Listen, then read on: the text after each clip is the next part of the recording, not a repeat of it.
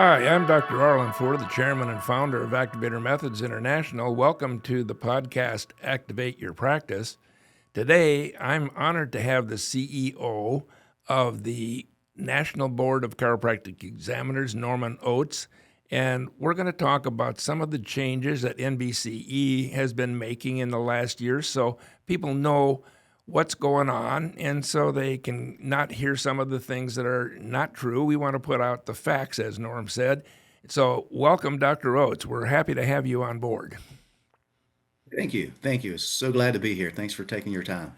Well, you're headquartered in Greeley, Colorado, and you held a variety of roles with the National Board, and now you're the CEO.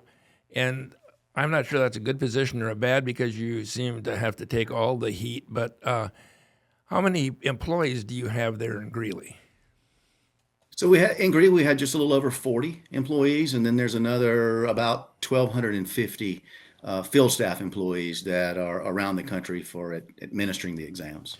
I've seen articles in the press recently regarding some big changes to the pre-licensure exams. Can you share what prompted NBCE to make these changes?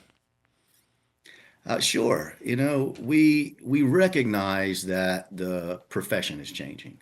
We recognize that the educational landscape is changing. So we listened to our stakeholders, the students, the colleges, and the state licensing boards. And as a result of that effort, there was about three things that really were highlighted that we wanted to address. And one was a really overwhelming desire from the students wanting more opportunities to test. We recognized that we needed to really find some ways to hold down our costs, better manage our costs, particularly on the exam delivery. And then finally, to really ensure that our exams align with modern educational practices. Well, stakeholders, they can input is essential, but it can also be diverse and conflicting. How did you balance these, different perspectives? Well, yeah, everybody, I guess, has their own perspective, right?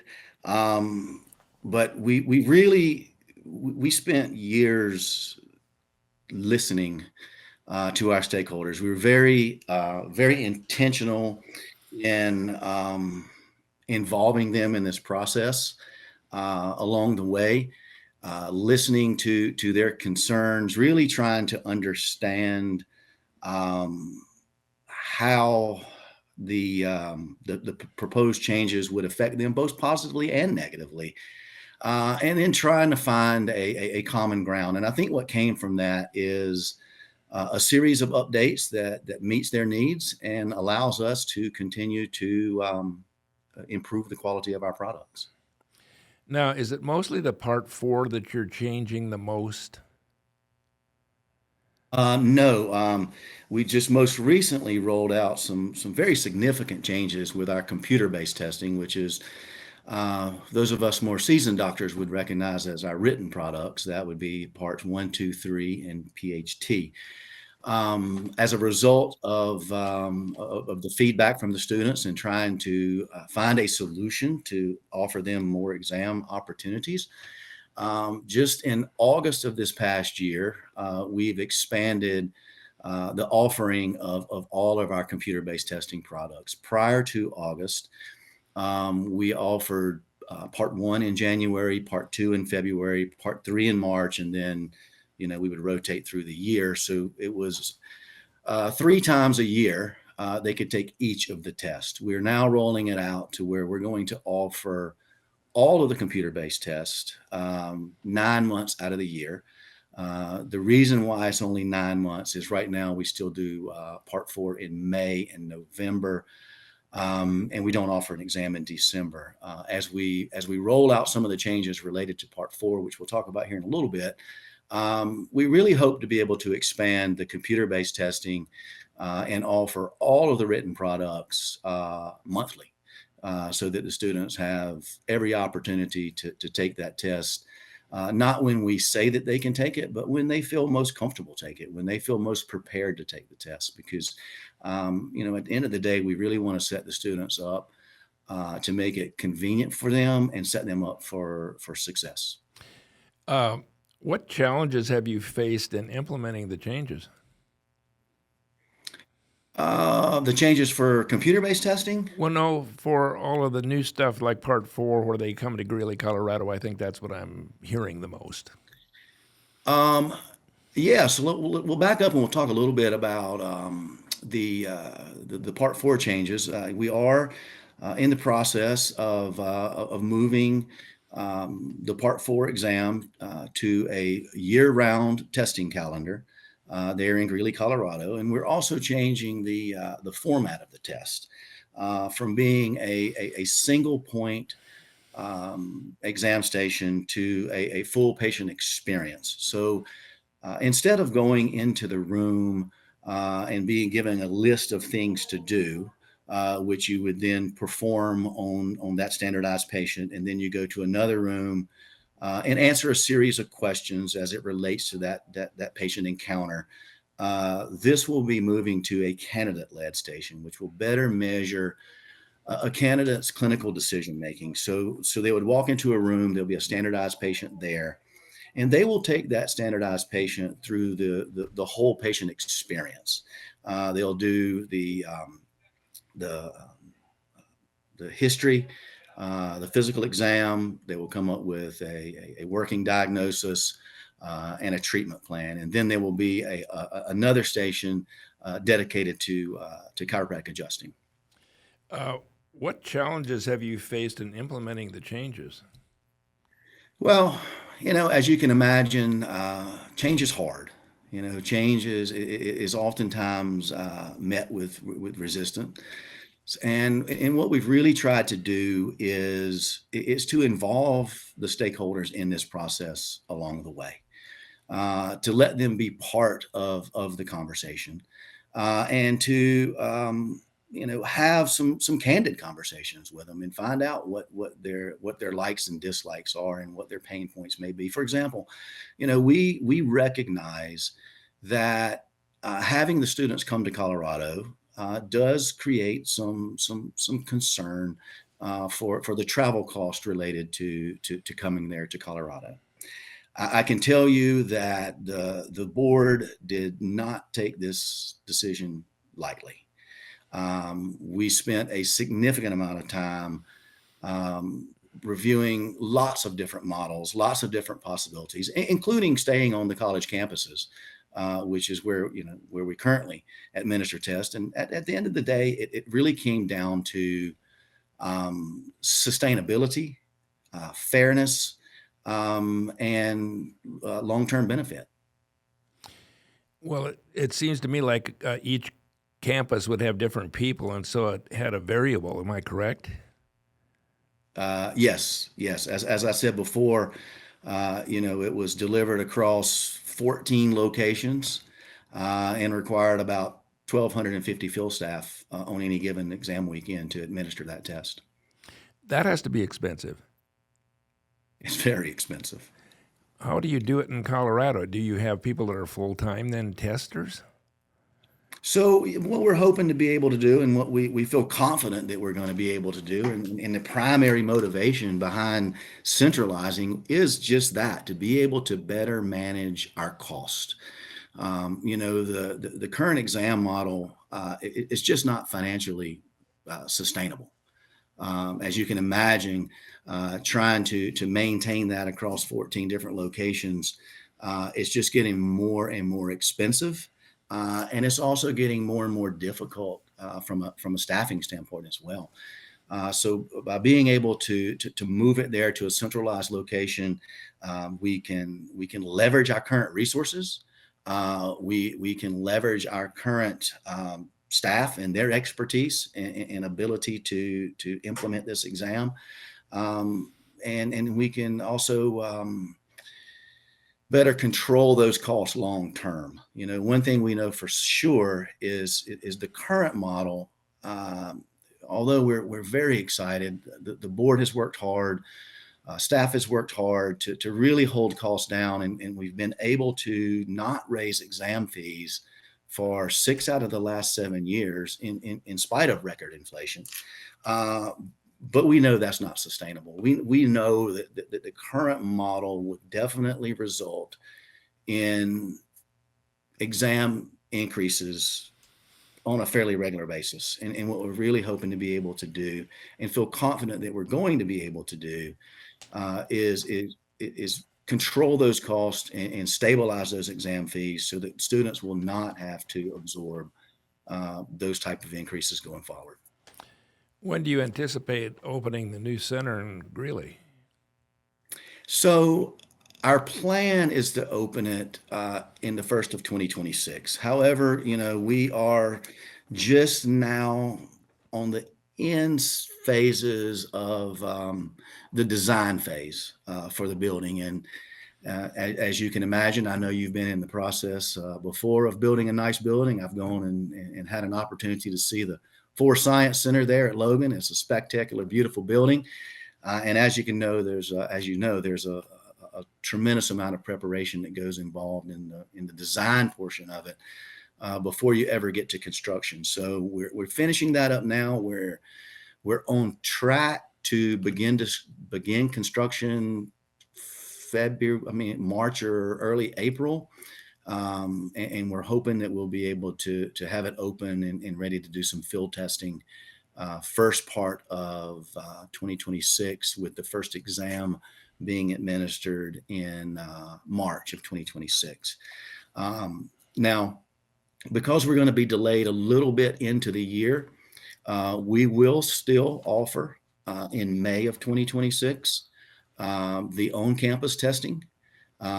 We have to do that in order to be able to get everybody tested in 2026 that needs to be tested for licensure. So we'll begin the on-campus test. We will begin the centralized testing. Our plan is March, but we will also still have that May 2026 exam on college campuses, and that will be the last one. How does the medical profession test their people? The medical profession, it depends if you're talking about, when you say medical profession, if you're talking just specifically about MDs, but you have MDs, DOs, podiatrists, optometrists. Just do the MDs. The MDs, they historically did a regional testing, a very similar OSCE type tests with standardized patients. After COVID, they did do away with their OSCE testing, their version of Part 4. I don't want to speak for them. I can't speak for them, but I think the primary reason is their instrument is used differently than ours. Their version of the Part 4 exam was used for entrance into the residency program.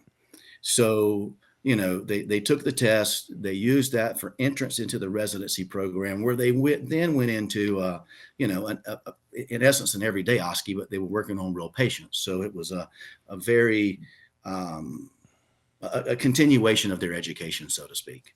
Where in the chiropractic profession, this is a true licensure exam. And once you pass our licensing exam, you then have the ability to get licensed in any 50 states, and you can go to work the very next week and start treating patients. Optometrist still uses a centralized testing location. I think the podiatrists use a centralized testing location. And the osteopaths are in the process of going back and doing some of the OSCE exam for the colleges. So this centralized thing is not new. No, it's not new at all. Actually, what we were doing is very unique, or what we're currently doing is very unique. Shouldn't this standardize things too? Oh yes. You can imagine the standardization when you're looking at just one location versus 14 locations. We go an extreme amount of effort and training goes into ensuring the standardization to the extent that we can. But there's no way we can make it, the exact same experience across every location, particularly when, the college campuses are arranged different. The clinics look different. The equipment is different. All those things play a role in the standardization. Um, with the with the centralized testing, we will have full-time patients as opposed to the part-time standardized patients that we have now. So there'll be a constant training process for them. We will have full-time examiners, where now again we have part-time examiners, and they have to go through a regular calibration process in order to maintain that standardization. But with the centralized location, we'll have a full team of examiners. That is their job. That is what they do, and we'll be able to run regular inter-rater reliability studies to make sure that the examination, that the grading is being consistent across all examiners, and everybody will be spot checked. So we will be grading the graders, so to speak, on a very regular basis to ensure that is fair and equitable across exams and across days. Now, we talked all about how you examine students. Let's talk about what you do for students, because until I did this interview, I had no idea you were doing this. I see here you're giving a lot of scholarships. Can you give us just a quick rundown on those? Yeah, our board feels that it's important to invest back in the students. We recognize that the students are the future of this profession. One example is the we believe that the future researchers of the profession are in school now. They're the people that we're going to count on in the future to be the researchers to move this profession forward. And as a result of that, the board recently appropriated the last couple of years $50,000 student scholarships to send 2 student representatives from every DCP program in the country to the Association of Chiropractic Colleges Research Agenda Conference, or the ACC RAC. It's a very unique opportunity for them to be there, to get exposed to that, to network, and hope to get the bug, and really stimulate that next wave of researchers. It's been exciting to watch. I go there and I see them. I meet with those students, and then we get a lot of really nice emails and letters back from them about what a valuable experience it was, and how they're interested now in learning more about research. We give to all the national student groups. We have a $10,000 award that we offer for an essay competition that we do. And we do, I think it's $1,000 we give to every DCP program for a scholarship that they can offer at their discretion. So we really try to do our part to give back to the students. Also, you're developing new exams. Can you tell me a little bit about it? The one is that Chiropractic Education Readiness Assessment, CIRSA, or CIRA. Yes, it's the CERA. It stands for Chiropractic Education Readiness Assessment. And it's an exam that, we, all of our new exams that we develop, we really, the goal of it is to meet the need of the profession. And this is an exam that came from a collaboration with the colleges. We had 18 of the US DCP programs participate in the development of this exam. It's a 2-part exam. It's got both cognitive and non-cognitive items on the test. So the cognitive items measure their competency in basic sciences, and then the non-cognitive portion measures self-awareness, grit, and emotional intelligence. And it's designed to assess that candidate's readiness for the rigor of the DCP program. Now that Activator is taught in 38 different colleges, I always ask you the question, when is there going to be some Activator questions on the national board? And you say, well, they don't all require it, but we have it in the core curriculum now of probably over half. So is that a possibility now that some questions might be submitted? So I'm going to give you the very general answer, right? Because this is, I've got a team of people that are involved in the Sure. whole process, but I'll give you and there's a lot behind what goes in the test and how things get onto the test, right? And it's different whether it's part 1 and 2 or whether it's part 3 and 4, right? So I'm going to probably take it down a little bit of a rabbit hole, but it is interesting. I think people ask a lot of times where the cuss questions come from. So part 1 and 2, the questions come from a Delphi study. So we have a very objective process that we go through where we study what is being taught in the college curricula. It's a back and forth interactive process with the colleges. And that's what determines what's going to be on the test as far as the written exams. Part 3 and 4 is highly anchored to the practice analysis, which we do every 5 years. So it should reflect what's actually being taught in the profession. So that all being said,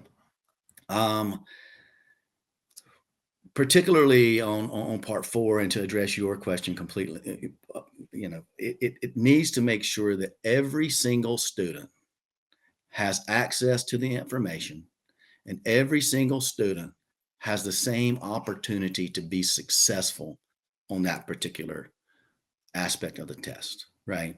So, as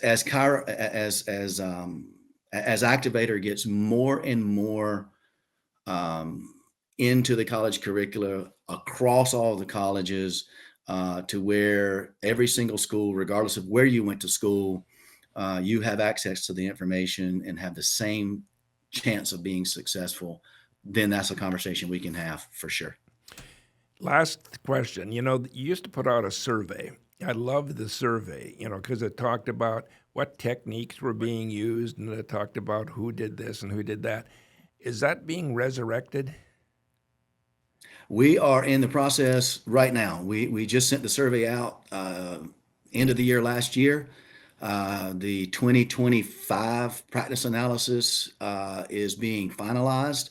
As a matter of fact, I just spoke with Dr. Himmelfarb, who is our director of psychometrics and research and is the chief author on that. It's scheduled to go in 2 weeks to the printer, or to be put together. We're not going to have a print version of it, but we say the printer, and it should be released early March. So yes, you will have it shortly. Well, I really appreciate that. And I've heard a lot of people in the profession say, what happened to that survey? And I said, I'll ask Dr. Ouzts today because I'm interviewing him. And so I'm happy to see that it's back because it gave a lot of real good demographic information and talked about what people were using and so forth. So it was valuable. Yeah, so it's an extremely valuable instrument. It is used, by legislators. It's used by state licensing boards. Exactly. It is used by associations. A lot of people use it. There's a tremendous amount of data in there. And we actually have them all archived on our website. If you go to www.nbce.org, Oh, really? you will be able to find the archive list of all the practice analysis. They're all word searchable. So it makes it really easy for you to find what you're looking for. And again, we'll have the 2025 one there real shortly. Well, it sounds like change, nobody likes change, and it's always difficult to do change, but it sounds like you're on top of it. And so, Dr. Norman Ouzts, the CEO of NBCE, we're really happy that you could come on today so we can get the word out to the profession. Thank you so much for having me. You're very welcome.